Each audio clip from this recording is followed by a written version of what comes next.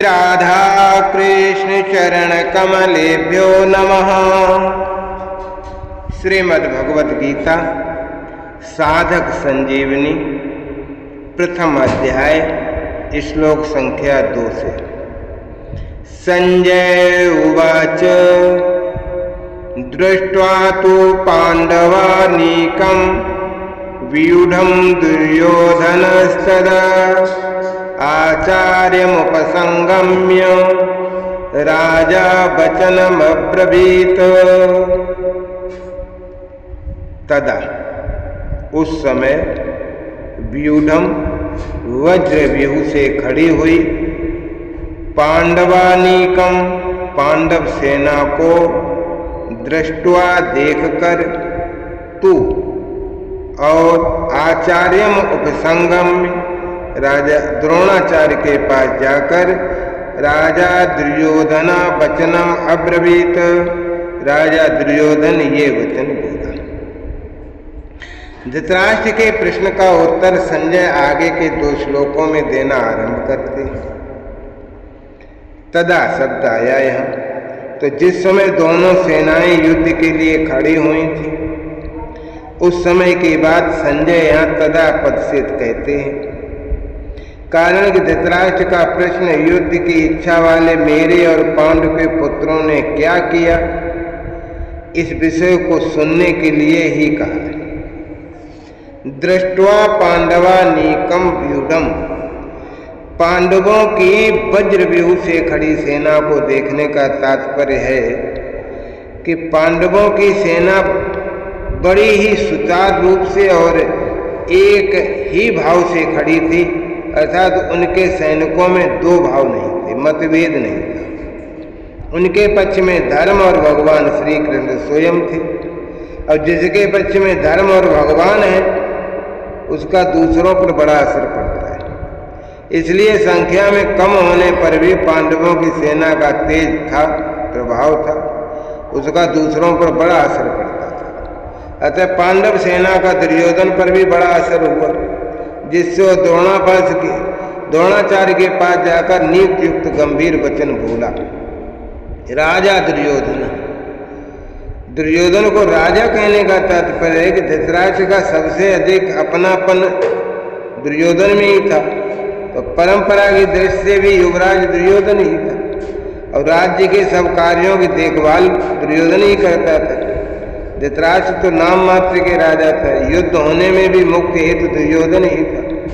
तो इन सभी कारणों से संजय ने दुर्योधन के लिए राजा शब्द का ही प्रयोग किया। आचार्य मुख संगम में द्रोणाचार्य जी के पास जाने में मुख्यतः 3 कारण मालूम होते हैं। अपना स्वार्थ सिद्ध करने के लिए, अर्थात द्रोणाचार्य के भीतर पांडवों के प्रति द्वेष पैदा करने और उनको अपने पक्ष में विशेषता से करने के लिए दुर्योधन द्रोणाचार्य के पास गए। दूसरा कारण है व्यवहार में गुरु के नाते आदर देने के लिए भी द्रोणाचार्य के पास जाना उचित था। और तीसरा कारण है मुख्य व्यक्ति का सेना में यथास्थान खड़े रहना बहुत आवश्यक होता है, अन्यथा व्यवस्था बिगड़ सकती है। इसलिए दुर्योधन का द्रोणाचार्य के पास खुद जाना उचित ही था। अब यहाँ शंका हो सकती थी कि दुर्योधन को तो पितामह भीष्म के पास जाना चाहिए था, क्योंकि सेनापति वही थे, पर दुर्योधन गुरु द्रोणाचार्य के पास ही क्यों गया? इसका समाधान भी है कि द्रोण और भीष्म दोनों उभय पक्षपाती थे। वे कौरव और पांडव दोनों का ही पक्ष रखते थे। उन दोनों में भी द्रोणाचार्य को ज्यादा राजी करना था, क्योंकि द्रोणाचार्य के साथ दुर्योधन का गुरु के नाते तो स्नेह था, पर कुटुंब के नाते स्नेह नहीं था। और अर्जुन पर द्रोणाचार्य की विशेष कृपा भी थी। अतः उनको राजी करने के लिए दुर्योधन का उनके पास जाना ही उचित था।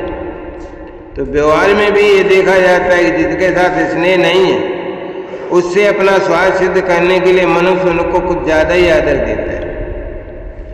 दुर्योधन के मन में ये विश्वास था कि भीष्म जी तो हमारे दादाजी ही हैं, अतः उनके पास ना जाऊं तो कोई बात नहीं, और न जाने से अगर वे नाराज भी हो जाएंगे तो मैं किसी तरह से उनको राजी भी कर लूंगा। कारण कि पितामह भीष्म के साथ दुर्योधन का कौटुंबिक संबंध है, भीष्म का भी उसके साथ कौटुंबिक संबंध और स्नेह था, इसलिए भीष्म जी ने दुर्योधन को राजी करने के लिए जोर से शंख बजाया। वचनम ब्रवीत, तो यहाँ अब्रवीत कहना ही पर्याप्त था, क्योंकि अब्रवीत क्रिया के अंतर्गत ही वचन आ जाता है। दुर्योधन बोलेगा तो वचन ही बोलेगा, इसलिए अब वचनम शब्द की आवश्यकता नहीं थी। लेकिन फिर भी वचनम शब्द देने का तात्पर्य है कि दुर्योधन नीति युक्त गंभीर वचन बोलता है, जिससे द्रोणाचार्य के मन में पांडवों के प्रति द्वेष पैदा हो जाए और वे हमारे ही पक्ष में रहते हुए ठीक तरह से युद्ध करें, जिससे हमारी विजय हो जाए, हमारा स्वार्थ सिद्ध हो जाए। द्रोणाचार्य जी के पास जाकर दुर्योधन क्या वचन बोला, इसको हम आगे के श्लोक में सुनते हैं। पश्यताम पांडवपुत्राणाम आचार्य महतीम चमुम व्यूढ़ाम द्रुपदपुत्रेण तब शिष्येण धीमतः। आचार्य तब धीमता शिष्येण द्रुपदपुत्रेण, हे आचार्य आपके बुद्धिमान शिष्य द्रुपद पुत्र धृष्टद्युम्न ने व्यूढ़ाम पांडवपुत्राणाम एताम महतीम चमूम पश्य, व्यूह रचना से खड़ी की हुई पांडवों की इस बड़ी भारी सेना को तो देखिए। आचार्य, द्रोणाचार्य के लिए आचार्य संबोधन देने में दुर्योधन का ये भाव मालूम होता है कि आप हम सबके अर्थात कौरवों और पांडवों के आचार्य हैं। शस्त्र विद्या सिखाने वाले होने से आप सबके गुरु हैं, इसलिए आपके मन में किसी का पक्ष या आग्रह नहीं होना चाहिए। तब शिष्येण धीमतः, इन पदों का प्रयोग करने में दुर्योधन का भाव ये है कि आप इतने सरल हैं कि अपने मारने के लिए पैदा होने वाले धृष्टद्युम्न को भी आपने अस्त्र शस्त्र की विद्या सिखाई, और वो आपका शिष्य धृष्टद्युम्न इतना बुद्धिमान है कि उसने आपको मारने के लिए आपसे ही अस्त्र शस्त्र की विद्या सीख ली। द्रुपद पुत्रेण, यह पद कहने का आशय है कि आपको मारने के उद्देश्य को लेकर ही द्रुपद ने याज और उपयाज नामक 2 ब्राह्मणों से यज्ञ कराए, जिससे धृष्टद्युम्न पैदा हुआ। वही ये द्रुपद पुत्र धृष्टद्युम्न आपके सामने प्रतिपक्ष में सेनापति के रूप में खड़ा। यद्यपि दुर्योधन यहाँ द्रुपद पुत्र के स्थान पर धृष्टद्युम्न भी कह सकता था, तथापि द्रोणाचार्य के साथ द्रुपद जो बैर रखता था, उस बैर भाव को याद दिलाने के लिए दुर्योधन यहाँ द्रुपद पुत्रेण शब्द का प्रयोग करते। अब बैर निकालने का अच्छा मौका। पांडुपुत्राणाम एताम व्यूढ़ाम महतीम चमुम पश्य, द्रुपद पुत्र के द्वारा पांडवों की इस व्यूहाकार खड़ी हुई बड़ी भारी सेना को देखिए। तात्पर्य है कि जिन पांडवों पर आप स्नेह रखते हैं, उन्हीं पांडवों ने आपके प्रतिपक्ष में खास आपको मारने वाले द्रुपद पुत्र को सेनापति बनाया, व्यूह रचना करने का अधिकार दिया। अगर पांडव आपसे स्नेह रखते तो कम से कम आपको मारने वाले को तो अपनी सेना का मुख्य सेनापति नहीं बनाते, इतना अधिकार तो नहीं देते। परंतु सबको जानते हुए भी उन्होंने उसी को सेनापति बनाया। यद्यपि कौरवों की अपेक्षा पांडवों की सेना संख्या में कम थी। कौरवों की सेना 11 अक्षौणी और पांडवों की सेना 7 अक्षौणी थी। एक अक्षौणी सेना में 21,870 रथ होते हैं, 21,870 हाथी होते हैं, 65,610 घोड़े होते हैं और 1,09,350 पैदल सैनिक होते हैं। एक अक्षौणी सेना का ये परिमाण है। तो पांडवों की सेना बड़ी भारी कहने में 2 भाव मालूम होते हैं। पांडवों की सेना ऐसे ढंग से व्यूहाकार खड़ी हुई थी जिससे दुर्योधन को थोड़ी सेना भी बहुत बड़ी दिख रही थी, और पांडव सेना में सबके सब योद्धा एक मत के थे। इस एकता के कारण पांडवों की थोड़ी सेना भी बल में उत्साह में बड़ी मालूम दे रही थी। ऐसी सेना को दिखाकर दुर्योधन द्रोणाचार्य से ये कहना चाहता है कि युद्ध करते समय आप इस सेना को सामान्य छोटी न समझें, आप विशेष बल लगाकर सावधानी से युद्ध करें। पांडवों का सेनापति तो आपका शिष्य द्रुपद पुत्र ही है, अतः उस पर विजय करना आपके लिए कौन सी बड़ी बात। एसाम पश्य कहने का तात्पर्य है कि ये पांडव सेना युद्ध के लिए तैयार होकर सामने खड़ी है, अतः हम लोग इस सेना पर किस तरह से विजय कर सकते हैं, इस विषय में आपको जल्दी से जल्दी निर्णय लेना चाहिए। ये भाव प्रकट होता है।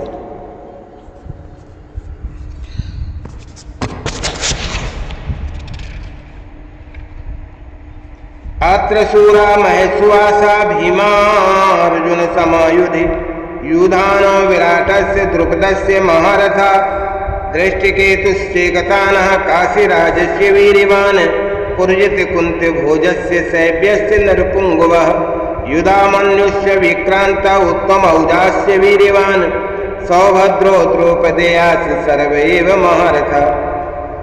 अत्र शूरा महेश्वासा, यहाँ पांडवों की सेना में बड़े बड़े सूरवीर हैं। महेश्वासा जिनके बहुत बड़े बड़े धनुष हैं। च युधि भीमा अर्जुन समायुध, तथा जो युद्ध में भीम और अर्जुन के समान ही है। युधान, युधान, युधान नाम है सात्यकी का। विराटा राजा विराट, च महारथा और महारथी द्रुपद, द्रुपद भी है। दृष्टिकेतु, दृष्टिकेतु, चेकतान, चेकतान तथा वीरवान काशीराज, पराक्रमी काशीराज भी है। पुरजित कुंतभोज, पुरजित और कुंतभोज दोनों भाई। नरपुंगवा सैव्य, मनुष्यों में श्रेष्ठ सैव्य भी है। विक्रांता युधामन्यु, पराक्रमी युधामन्यु। वीरवान उत्तमौजा, पराक्रमी उत्तमौजा भी है। सौभद्रा, सुभद्रा पुत्र अभिमन्यु, सुभद्रा पुत्र अभिमन्यु। द्रौपदेय, 5 द्रौपदी के 5वां पुत्र भी। सर्वेव महारथी, सबके सब महारथी हैं। तो अत्र शूरा महेश्वासा भीमा अर्जुन समायुधि, जिनसे बाण चलाए जाते हैं, फेंके जाते हैं, उनका नाम ईश्वास है। ईश्वास, ईश्वास का दूसरा नाम है धनुष। ऐसे बड़े बड़े ईश्वास यानी धनुष जिनके पास हैं, वे सभी महेश्वासा है। तात्पर्य है कि बड़े धनुषों पर बाण चढ़ाने, प्रत्यंचा खींचने में बहुत बल लगता है और जोर से खींचकर छोड़ा गया बाण विशेष मार करता है। ऐसे बड़े बड़े धनुष पास में होने के कारण ये सभी बहुत बलवान और शूरवीर। ये मामूली होता नहीं है। युद्ध में ये भीम अर्जुन के समान है, बल में ये भीम के समान और अस्त्र शस्त्र की कला में अर्जुन के समान। युधान, युधान नाम सात्विकी का है। अर्जुन से अस्त्र शस्त्र की विद्या सीखी थी इन्होंने, इसलिए भगवान श्री कृष्ण के द्वारा दुर्योधन को नारायणी सेना देने पर भी वो कृतज्ञ होकर अर्जुन के पक्ष में ही रहा, दुर्योधन के पक्ष में नहीं गया। द्रोणाचार्य के मन में अर्जुन के प्रति द्वेष भाव पैदा करने के लिए दुर्योधन महारथियों में सबसे पहले अर्जुन के शिष्य युधान का नाम लेता है। तात्पर्य है कि इस अर्जुन को तो देखिए कि इसने आपसे ही अस्त्र चलाना सीखा और आपने अर्जुन का ये वरदान भी दिया कि संसार में तुम्हारे समान और कोई धनुर्धर ना हो, ऐसा प्रयत्न करूंगा। परंतु इस तरह आपने तो अपने शिष्य अर्जुन पर इतना इसने रखा, पर वो कृतज्ञ होकर अपने विपक्ष में लड़ने के लिए खड़ा है, आपके विपक्ष में, जबकि अर्जुन का शिष्य युधान उसी के पक्ष में खड़ा है। युधान महाभारत के युद्ध में न मरकर आयुधों के आपसी युद्ध में मारे गए थे। ये बड़े वीर थे। विराटस, जिसके कारण हमारे पक्ष का वीर सुशर्मा अपमानित किया गया, आपको सम्मोहन अस्त्र से मोहित होना पड़ा और हम लोगों को भी जिसकी गाय छोड़कर भागना पड़ा, वो राजा विराट आपके पक्ष में खड़ा। राजा विराट के साथ द्रोणाचार्य का ऐसा कोई बैर भाव या द्वेष नहीं था, परंतु दुर्योधन ये समझता है कि अगर युधान के बाद में द्रुपद का नाम लूं तो द्रोणाचार्य के मन में ये भाव आ सकता है कि दुर्योधन पांडवों के विरोध में मेरे को उकसा रहा है। युद्ध के लिए विशेषता से प्रेरित कर रहा है, तब मेरे मन में पांडवों पर वैर भाव पैदा कर रहा है। इसलिए दुर्योधन बहुत चालाक है। द्रुपद के नाम से पहले विराट का नाम लेता है, जिससे द्रोणाचार्य मेरी चालाकी न समझ सकें और विशेषता से युद्ध करें। द्रुपदस्य महारथा, आपने तो द्रुपद के पहले की मित्रता याद दिलाई, पर उसने सभा में यह कहकर आपका अपमान किया कि मैं राजा हूं, तुम भिक्षुक हो, अतः मेरी तुम्हारी मित्रता कैसे? तथा वैर भाव के कारण आपको मारने के लिए पुत्र भी पैदा किया। वही महारथी द्रुपद आपसे लड़ने के लिए विपक्ष में खड़ा है। राजा द्रुपद युद्ध में द्रोणाचार्य के ही हाथ से मारे गए थे। दृष्टकेतु, ये दृष्टकेतु कितना मूर्ख है कि जिसके पिता शिशुपाल को कृष्ण ने भरी सभा में चक्र से मार डाला था, उसी कृष्ण के पक्ष में लड़ने के लिए खड़ा हुआ। दृष्टकेतु द्रोणाचार्य के हाथ से मारे गए। चेकिताना, सब यादव सेना तो हमारी ओर से लड़ने के लिए तैयार है, और ये यादव चेकितान पांडवों की सेना में खड़ा है। देखो, चेकितान दुर्योधन के हाथ से मारे गए। काशी राजस्य वीरवान, ये काशीराज बड़ा ही शूरवीर और महारथी है, ये भी पांडवों की सेना में खड़ा है, इसलिए आप सावधानी से युद्ध करना, क्योंकि ये बड़ा पराक्रमी है। काशीराज महाभारत युद्ध में ही मारे गए। पुरजित कुंत भोजस्य, यद्य पुरजित और कुंत भोज ये दोनों कुंती के भाई होने से हमारे और पांडवों के मामा, तथा इनके मन में पक्षपात होने के कारण ये हमारे विपक्ष में युद्ध करने के लिए खड़े। पुरजित और कुंत भोज दोनों ही युद्ध में द्रोणाचार्य के हाथ से मरे। शैव्य से नरपुंगव, ये शैव्य दुष्ट का ससुर है, मनुष्यों में श्रेष्ठ है, बलवान बहुत है। परिवार के नाते ये हमारा भी संबंध है, परंतु ये पांडवों के ही पक्ष में खड़ा। युधामन्यु से विक्रांत उत्तम औजास्य वीर, पांचाल देश के बड़े बलवान और वीर योद्धा युधामन्यु तथा उत्तम औजा मेरे बैरी अर्जुन के रथ के पहियों की रक्षा में नियुक्त किए गए। आप इनकी ओर भी नजर रखना। रात में सोते हुए इन दोनों को अश्वत्थामा ने मार डाला। सौभद्रा, ये कृष्ण की बहन सुभद्रा का पुत्र अभिमन्यु है, ये तो बहुत सूरवीर है। इसने गर्भ में ही चक्रव्यूह भेदन की कला सीखी है, अतः चक्रव्यूह रचना के समय आप इसका विशेष ख्याल रखें। युद्ध में दुशासन पुत्र के द्वारा अन्याय पूर्वक सिर पर गदा प्रहार करने से अभिमन्यु मारे गए। द्रौपदयाश्च, युधिष्ठिर, भीम, अर्जुन, नकुल और सहदेव, इन पांचों के द्वारा द्रौपदी के गर्भ से क्रम से प्रतिबिंद, श्रुतसोम, श्रुतकर्म, शतानीक और श्रुतसेन पैदा हुए थे। इन पांचों को आप देख लीजिए। द्रौपदी ने भरी सभा में मेरी हंसी उड़ाकर मेरे हृदय को जलाया था, उसी के इन पांचों पुत्रों को युद्ध में मारकर आप उसका बदला चुकाएं। रात में सोते समय इन पांचों को अश्वत्थामा ने मार डाला था। सर्वैव महारथा, ये सबके सब महारथी हैं, शास्त्र और शस्त्र विद्या दोनों में प्रवीण।